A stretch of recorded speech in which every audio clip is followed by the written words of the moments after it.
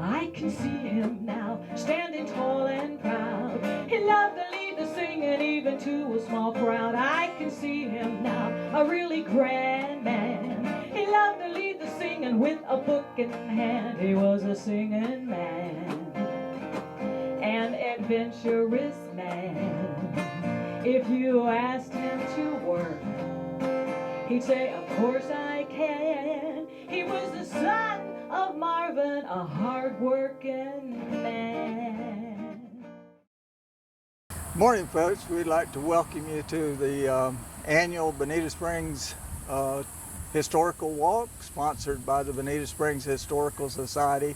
I think this is approximately the 20th walk. I've been doing it for 10 years.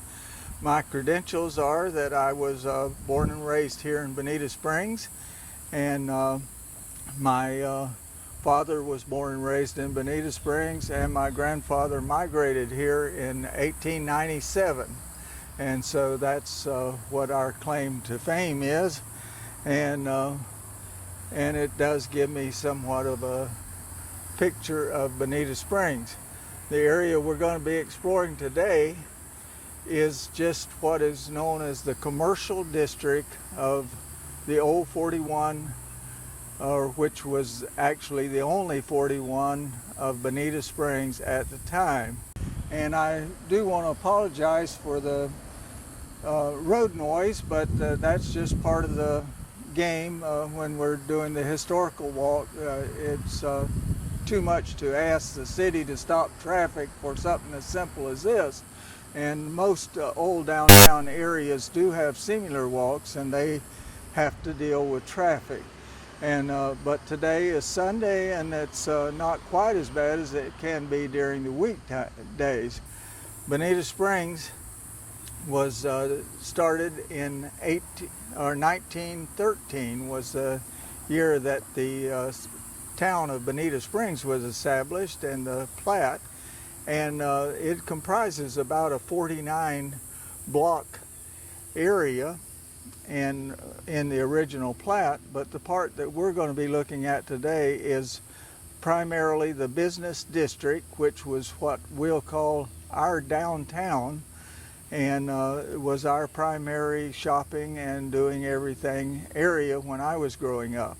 You'll be looking at this area through the eyes of someone who grew up in the late 40s and early through the 1950s, and therefore we won't go back to the 1913, of course, except in reference from my reading of history of the area.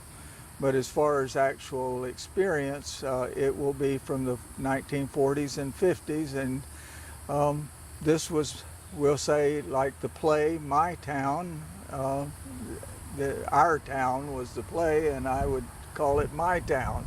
It was where I grew up. And we're starting the walk today on the beautiful Imperial River. This river is a logical place to start the walk, in that, in effect, the river is the reason for the town. The Imperial River, back in the early 1800s, was the camping place of a group of surveyors, government surveyors, who were surveying this area and platting it out for government maps. And they camped along this river in the early 1800s, and it became known as Surveyors Creek. And then later on, a group of settlers that settled here held on to the name of surveyors, and they named their little settlement Survey. And that was the beginning stages of Bonita Springs. But the area that we're going to be looking at was the dream child of two investors and developers named Ragsdale and Heitman. And so we started the river. The river, for me, was the playground for us growing up. A lot of communities, including Fort Myers at the time I was growing up, had community swimming pools, but in Bonita Springs, our swimming pool was the Imperial River. And over here behind us and to the west is the railroad trestle. We simply referred to that as the trestle. And that was acted as a platform for diving and jumping. And beyond it, where the city now has built a nice walkway across the river, was a dock. That dock was originally built to have give people a place to unload shipments and fruit and stuff like that, and things coming into the community like furniture and stuff like that. And it was a sturdy dock that survived from probably the late teens all the way up to when I was a young boy, and it lasted all the way up into the 1980s, I would say, before it was somehow dismantled. There's still a couple of pilings over there from the old dock, and some people referred to it as the banana dock, but it wasn't really that much for banana shipments. That referred back to the original settler here named Comer that came from Alabama, bent on doing a plantation for bananas and pineapples, and he got frozen out and returned to Alabama. But I don't think he even used that dock. I think this dock was primarily to bring goods in for the community by boat. The reason for the river being so important was the roads was virtually impassable up to 1921 or 23, when the US 41 over here was built and paved. Up till then it was nothing more than a two-rut road leading to Fort Myers, and had frequent breakdowns and getting stuck and things like that, and water in the way, flooding. And so it was a difficult trip to Fort Myers by land, and most people took the river.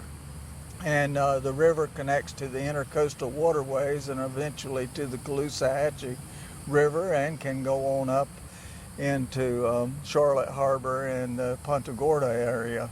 But the train did come to Punta Gorda when my grandfather came here in 1897, and then later extended down to Fort Myers.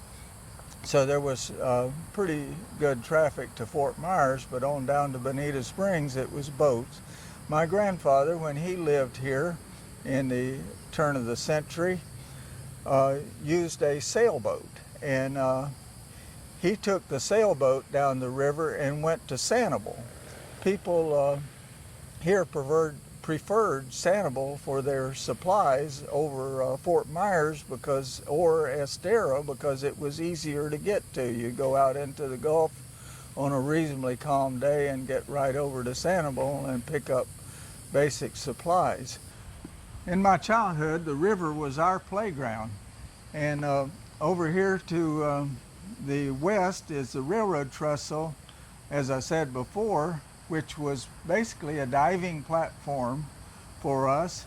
And on a typical day like this, a nice summer day when we were out of school, we would ride our bikes up here to the Imperial River Court, and we would ride our bikes right down here to what was a boat ramp, and lay them on the ground. We'd climb up one side and down the other. We'd change into our bathing suits over in the wooded area, and then we would come back up and dare someone to be the first to break water. Of course, we did have some worry about alligators and wondering what might be in the water. My dad was always more worried about a log or something floating beneath the surface, and warned us to be careful of that. But we would always, it was a challenge as to who would be the first to break water. Is this the bridge you used to jump off of? Well, we used to have a dock right here that had a diving board that stuck out over the water towards the end of this dock. We had two places that we jumped. I mean, it was in progression. Before we would jump off of the dock first. The dock was right over here and it had a diving board and we could jump or dive into the river there. Then as we got more acclimatized, we would come and walk up this embankment here and then climb up on the end of the trestle, and we could either jump off the bottom rail or the top rail, and depending on how brave you were. In the middle, and then swim back, and we'd always swim back, return to the dock. It had a loading area that went down at water level, and you could just climb right up on it. Girls swim here occasionally, but we rarely swam together. There was rarely mixing of the sexes in this swimming episode, because oftentimes we were lacking in basic clothing, but and sometimes we just would swim in our jeans, whatever was convenient for the occasion, whether it was planned or whether it was spontaneous. A second point of interest I'd like to call your attention to here at the river is what is now called the art cottages, and they're in an elevated area here which the city has moved them to, but originally they were fronted the river and were subject to floodwaters and other things, and they were occupied primarily by northern visitors that would come down here in the winter time to escape the cold weather, and they were almost 100% fishermen. They liked to fish, and so the river and the Gulf and the bays supplied basically their seafood for the whole season, and they did right well. The river was a lot different back then. It was home to a lot of motorboats. In fact, Captain Royal Wadsworth over at the Bamboo had two Chris Craft matching boats, one for his wife and one for him. They were good size inboard Chris Crafts. And over here in the Imperial Court, there was a couple of inboard motorboats and some pretty good sized Mitchells and Cobias. And it was lined with motorboats, whereas now they don't want any motorized boats beyond New 41. But back then it was a good channel and a deep channel, and they came in. Actually, Mr. Wadsworth, Captain Wadsworth, he traded his Chris Crafts after his wife died for a pinyan, which was I think it was 30 feet long, and he docked it over. And they were residents primarily of the Imperial Court, which we're at right now, and the Bamboo Court, which is across the street. Only back then we called that Dock Baird's Campground. The last point of interest that I'd like to call to your attention here on the banks of the beautiful Imperial River is a building that was built by my grandfather in 1927, and thanks to the city of Bonita Springs, it is now a legacy to our family in that they elected to call it the Liles Hotel, and the city when the city purchased this property here. And I will not go into a lot of detail on the Liles Hotel. The Bonita Springs Historical Society has frequent tours of the building, and it's open every week during the weekday. It's occupied by the city code enforcement, but they don't mind you coming in and looking at the historical archives that are stored in the building. And you could check with the Historical Society when they have a docent on duty that will give you a tour of the building. So I'm not going to dwell any more on that than just to say that it is here, and I would encourage you to take a look at it. We're in an area that's no longer has a building here. It's nothing but a vacant lot, but and it's now owned by the city of Bonita Springs. But at one time it was the Baird's Tavern, and the Baird's Tavern was the highlight of the community for many people, and was hated by many people too, who would like to seen it closed, as usual is the case. But it was a dance spot on Friday night, and a watering hole, if you will, and very popular. And Mrs. Baird and her husband Archie ran the tavern, and it went through many hands through my lifetime. I'm not even sure who owned it when I was a young man, but it continued to be a night spot right up until it was destroyed later on to make room for more residents. And it was frequented by my father's family. His family was a little more okay with worldly activities, but my mother's family were not that pleased with it. And so my mother's family never darkened the door. My father's family were usually here every Friday night. Okay, the next place I'd like to call your attention to is right across the street here from the vacant lot, and that is the Benson's grocery store. They have a sign right on the end of the building there, and it's now adorned with a beautiful mural I'd like you to take a closer look at sometime when you've got time. We won't try to do it today, but it depicts the old 41 strip from one end to the other. It was done by an artist named Alejandro Nunes, and we like to give him credit. It's very beautiful. And I'll tell you a little bit about Benson's Grocery. It's been basically a grocery and general store since the mid-30s, 1930s, and was owned by Clomer Benson at that time, and that's the store that I grew up familiar with. But it's not designed like the traditional general stores of the New England, like Lawhorn's, the store that was across the street. And the reason for the unusual design is it was not built as a grocery store. It was built as a garage. It was built by Mr. Frank. Ed Frank was a mechanic, and he had a little garage over here. And in the 26 hurricane, his garage was destroyed by the hurricane. So he built back this structure that you're looking at now. As I understand it, the pilasters on the side of the building contain all forms of automobile parts, crankshafts and engine blocks and differentials and various things from Model A and Model T Fords to give it extra strength. And it must have worked because it's survived every hurricane since, and it's still looking pretty good. But he abandoned that and moved to Naples. He's famous for having invented the swamp buggy. So if you've ever seen anything to do with swamp buggies, that was started by Ed Frank down in Naples.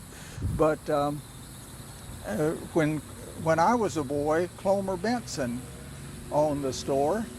And it was a grocery store, all right, but it had everything else in it. You could buy some pipe fittings or fishing gear or clothes and various things. I lived not too many blocks down this way to the east, and being on this side of the road, this is where my mother did her shopping, was at Benson's, because didn't have to cross 41 to go to the store. And so she would frequently send me down here as a boy. Back then it was a little different atmosphere at the grocery store. I would ride my bike down here from our house about 7 blocks. I might have only been 8 years old. And I would walk into Benson's, and I walked back to the meat market, and I'd tell Mr. Margarine, who was the butcher, that Mama wants some all beef stew. And he would know exactly what I was talking about. She wanted a pound. I didn't have to tell him a pound. He knew how much she wanted, and he knew which stew she wanted. And he would pull it out and wrap it up and hand it to me and put a price on it with his pen. And I would walk past the cash register where Cecil was, or Mr. Benson or Mrs. Benson, and I'd hold it up and I'd say, "Mama said to put it on the tab." And they'd say, okay, Byron, and I'd walk on out of the store and throw it in my bike basket and head home. And probably at the end of the month, it would appear on my dad's bill when they sent out bills. So that was the type of store it was.